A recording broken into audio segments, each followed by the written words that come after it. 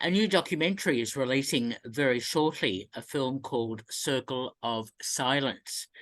And it's my great pleasure to be speaking to the director of Circle of Silence, Luigi Acquisto, who directed the film with Lurdes Pires. Welcome, Luigi, to Movie Metropolis. Thanks very much, Peter. It's great to be here. Good to talk to you. And this is such an intriguing documentary about Shirley Shackleton's journey to find out what or who murdered the five Australian media people, and her husband, Greg Shackleton, and in Balibo, and it's such an incredible journey. Tell me about how the whole thing began. Well, I've had a lot to do with East Timor going back to 1999. I first went there shortly after the referendum to explore possibilities of making a documentary. I was compelled to go because of the footage I saw coming out of Timor after the referendum, the violence, and at the same time the courage of the Timorese people to vote overwhelmingly for independence, knowing what was going to happen. So I made a documentary series for the ABC called East Timor, Birth of a Nation, followed that up with a sequel 7 years later, a bit in the 7 Up style. We followed the same family that we'd met 7 years earlier, then worked on the feature film Balibo, and since then worked on a Guerra de Beatriz, Beatrice's War, which was a co-production between us and Timorese filmmakers that we met often and also trained, and that was Timor's first feature film. So there's been a long interest in Timor and a long relationship with Lurdes Pires, the co-director, and we thought it would be great to make a film exploring what happened to the Balibo Five, and quite naturally we gravitated towards Shirley Shackleton because she's was such a strong force, such an active participant in the struggle for East Timorese independence, not just for justice for Greg and the other 4 journalists. And that led us to making the film. What an interesting journey. And yes, I remember your other films quite vividly, on Timor and Beatrice's War, etc. It's excellent stuff. Now, let's talk about the actual making of the film, because it was shot over a number of years, I gather, with Shirley, who visited Timor a number of times trying to find out who did it. That's right. We started filming with Shirley, and we travelled to East Timor to meet various people, including Tomas Gonzalez, who was a witness to the murders. But at the same time, we also travelled to Perth and Canberra. In Perth, we met with a former homicide detective, John Skeffington, who had investigated the murders back in 2000 when he was with the Australian Federal Police based in Timor. And it became a road movie in a way. You know, we from Perth, we went to Timor, from Timor to Jakarta to try and meet the alleged killer of the 5 journalists, and then back to Australia, where Shirley explored what was behind the cover-up of the Balibo 5 murders. Why has the Australian government never really followed through with an investigation? Why is the official line still that the journalists were killed in crossfire? And why was the Australian Federal Police investigation dropped? And back to Timor again. And then finally, Shirley was invited to be part of a ceremony, an animist ceremony that was very much laying the ghost to rid her of grief and to free Greg's spirit. And that's how we end the film, on a very positive note. We resolve some other issues, find some other answers, but the big questions are still out there, and it's still something that Shirley would like answered, and that and a number of other people are still intent on discovering the truth about those questions. Oh, answers yes. questions. Yes, which I can fully understand, because I mean, there's a whole range of issues, politics and all sorts of other things involved in trying to find the answer. So Shirley was incredible. She was really so forthcoming and so great on camera and wanted to speak and so on. Did she need much prompting? How did you find the filmmaking process with her? Look, it was very easy. I mean, first of all, Shirley was very comfortable with the camera. She'd had her own art and craft, not art and craft, a craft program on Channel 7 back in the 70s, you know, a 15 minutes program every week. So she understood the medium. And of course, many, many years of talking about Timor, talking about the Balibo 5, she was quite comfortable in front of the camera and most articulate, actually, when she was on camera. So she didn't need much prompting. It was more of a discussion and she would begin to speak, or else wherever we were sparked her thoughts on a particular issue or particular part of the investigation. And she prepared. She was always prepared. If we were going to Jakarta to visit the grave of the 5 journalists, then she had something that she'd prepared to say. So she didn't really need very much prompting at all. And she had great depth in her analysis of what was happening, of what had happened, understanding of history, and understanding of Timorese culture. Yes. Oh, absolutely. That comes through in your documentary, and you are of course able to use archival footage and news footage and interviews, as you mentioned, and so on. So I suppose putting all that together means you'd need some production behind you. Was it easy to make the film? Making the film itself, that is recording the images, was easy. I mean, there were challenges. The challenges were in raising the finance. Yeah. It's not a program that was financed through either of the government networks. They weren't interested. All of our previous documentaries have been fully commissioned. So there was that challenge. So a lot of people contributed to the film. We had a crowdfunding campaign. People were very generous. Timorese government kicked in a little bit.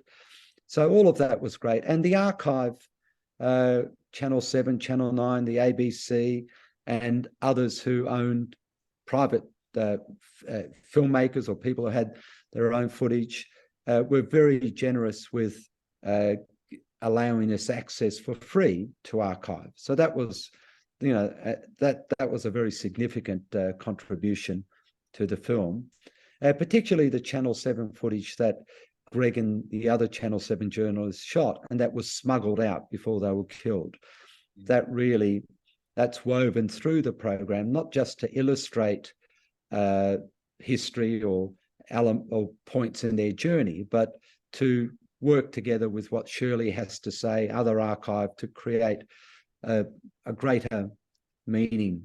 The meaning of all of those elements is greater than any individual part of them, and an intimacy. You know, we get to know Greg, we see what Shirley lost, and I think that's a very important element of the program. It is an investigative program. It's a cold case.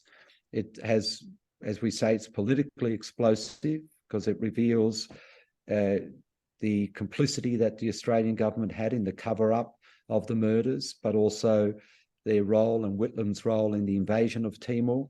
But it's also very much a love story. And I think it's clear as we travel with Shirley that even though the couple were estranged, they were separated, and there wasn't any plans to get back together, she was still still had a great deal of love for Greg.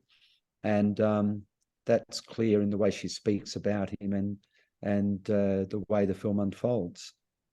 Certainly, that certainly comes through very, very well in the film. It's interesting, the political aspects of the film, leaving aside the romantic sort of aspects that you mentioned. Were there any issues or problems at all created for you by any government agencies or even political parties or whatever to try and limit what you were able to film? Well, as I said earlier, we didn't have any funding from the ABC or SBS, where, you know, documentaries are normally commissioned by one or the other. And Channel 7 saw an outline of the program and knew what we were doing and gave us the footage. So we didn't encounter any opposition at all. We may in the future, once different government departments see it. But no, there was no, it was actually, as I said, a challenge because we were raising finance piece by piece to get the film made. But it was also incredibly liberating in the sense that we weren't having to follow an editorial line, which may have been there if we were actually making the program for the ABC or SBS. Mm. And, Yes. you know, can't help but wondering why. What was it about the program, about the politics? Was it the politics of the program that actually was problematic for government broadcasters, public broadcasters, given that, you know, you would have thought that it was a strong personal journey about an incredible woman investigating a mass murder that should be of great relevance to all Australians. Absolutely agree with that. And Robert Connolly's film Balibo, of course, was quite a revelation. And of course your work, etc. It's something that needs to be resolved, and it'd be nice if your documentary could help to resolve it in some way. Yes. That would be nice. Tell me, did you shoot with using a single camera, that sort of thing? How was your process? It was all single camera. Yep. Yeah, no, pretty much all. We had 2 cameras, and I shot all of it. But we also had a sound recorder's camera person that we've worked with for a very long time, Glenn Forster. So then, yeah, there were some scenes at the Balibo Fort where we were shooting action with 2 cameras, but not necessarily covering the same action with 2 cameras. You know, that is, we're trying to get as much of a ceremony as possible, for example, from different parts of that event or ceremony using the 2 cameras. But most of it was just 1 camera. Right. And tell me about working with Lourdes. How did she get involved, and how did she, well, we see her on film, of course, but how did she contribute to the documentary? Well, we've worked with Lourdes for over 20 years now. Our first documentary in Timor, at that time we met Lourdes, and she came on board as our fixer and translator. And she'd been an activist in Darwin. She's Timorese, but she left Timor in 75, went to Darwin, and had been a very strong activist for, you know, the liberation of Timor.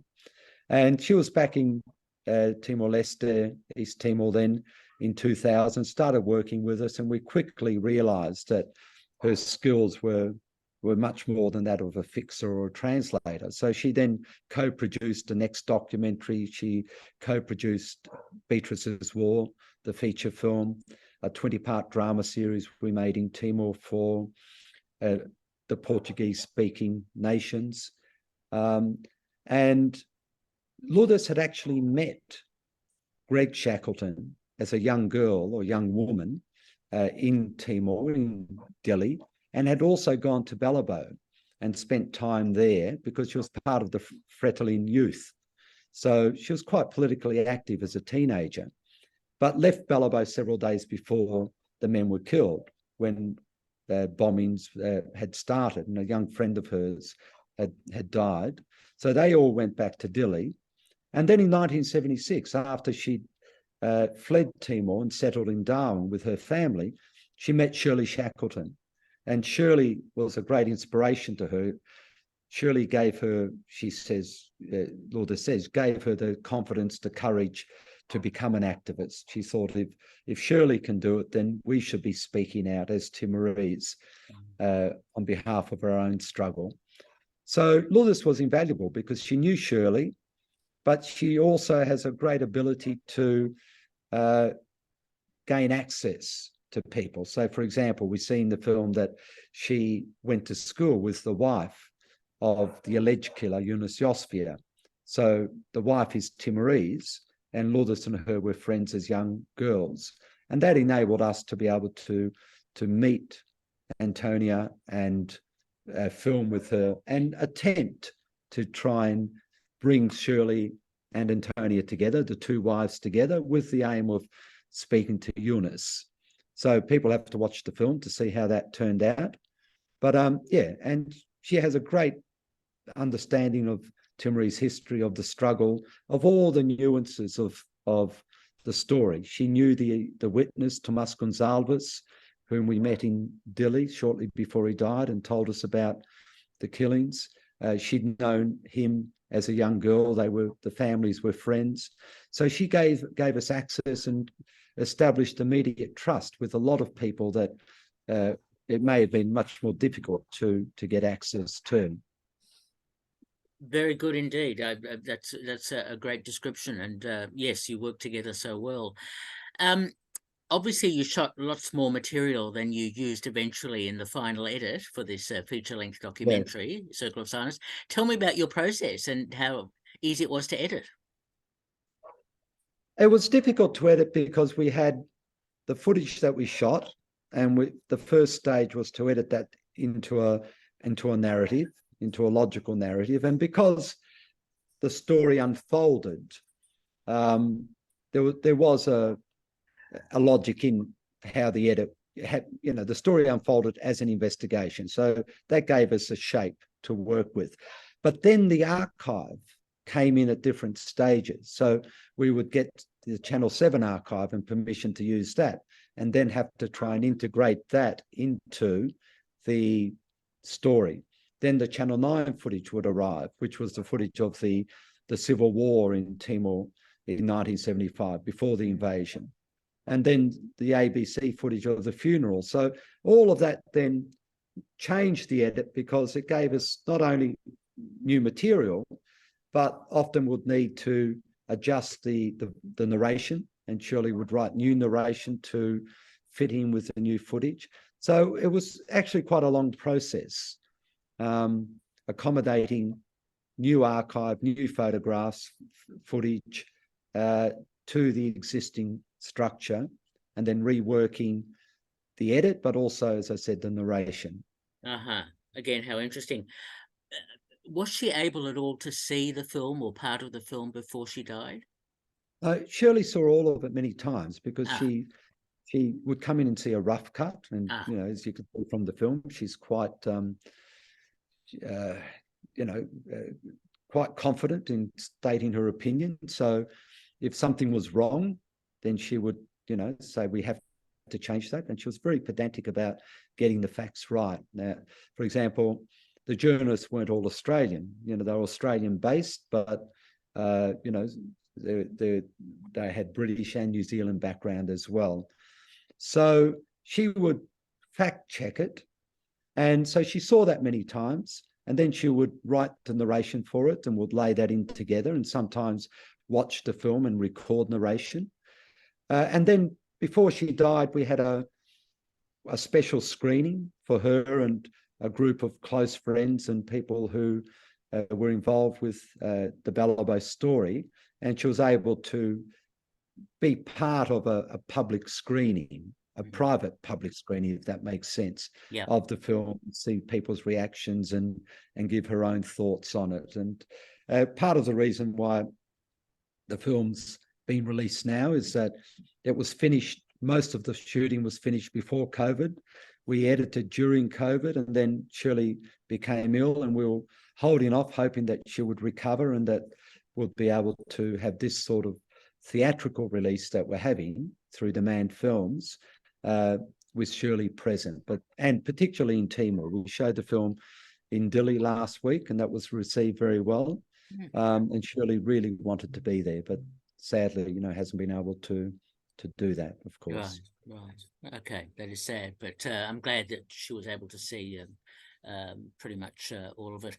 So tell me, now that it is being released, how is it being rolled out in cinemas, and will there be Q&As, all that sort of thing attached to it?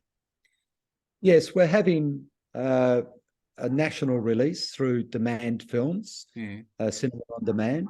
So there are event screenings all over the country. There's about 12 scheduled at the moment in all capital cities, and then some regional areas, Geelong, Ballarat, Newcastle, and so on. And many of the screenings are happening on the 3rd of May, and they're going to be memorial screenings or events for Shirley. So different people in different places will be speaking about Shirley and paying tribute to her life. So in Melbourne, we have Steve Bracks, who's heavily involved in Timor and the Balibo House Trust, and Kirsty Sword Guzmao, the former First Lady of Timor-Leste and a great supporter of Timor. In Canberra, Bernard Kaleri and Peter Job, an academic, will speak. In Darwin, Lurdes, and others in different cities around Australia. And then there'll be screenings throughout May. And then the way Cinema on Demand works is that, more screenings will probably be scheduled in the months to come. So, and they're all doing very well. The Melbourne screenings sold out, and they had to go to a larger cinema, which is great. And, it's a week to go. So we're pretty confident that, numbers will pick up as they do in the last week. Excellent news. That's great to hear. Tell me, I gather there's a website so people can either book a screening or go to a screening or get more information. Yes, Demandfilms. If you search for Demandfilms in Australia, then you'll find the different titles. Go to Circle of Silence, and then you can book a ticket in any of the different locations around Australia. And they all need to be booked online. You can't, as far as I know, you can't go to the box office and book a ticket, but they can all be booked in advance online through Demandfilms. Excellent. Okay, good to hear. All right. Well, well done on the film, Circle of Silence, Luigi. Good to talk to you. Last question. Are you already working on another film? We're working on a television series with Lourdes again that we're developing or have had development through the ABC. A Timor story again based on there was a radio link, an illegal radio link between Darwin and the guerrilla fighters in East Timor. So it's a suspense thriller set in the 70s and 80s, telling the story of the struggle in Darwin and other places in Australia to liberate Timor, but at the same time, the story of the guerrilla fighters in the mountains of Timor, who were the other end of that radio link. And based on Lourdes' life, on her family's life, they were heavily involved in this radio link called Radio Morbere, and the story of her family. There was a sister who had remained in Timor, in the mountains, who was involved in the clandestine movement there and the guerrilla movement, and Lourdes in Darwin with other members, Australians and others, who were supporting Timor through this radio link, which was the only link between Timor and the rest of the world at that time. So it's quite a remarkable story, and we're developing that at the moment, and it'll be a little while, but hopefully that'll come to fruition. I hope it does. Yeah, it sounds great. I look forward to seeing it. Right. Look, it's been great talking to you. We've been speaking to Luigi Acquisto, the director of Circle of Silence, coming up in cinemas very shortly, May the 3rd in particular. Luigi, great to talk to you, and thank you. Great. Thank you very much, Peter. Lovely talking to you. Okay. All the best. Bye-bye. Bye-bye.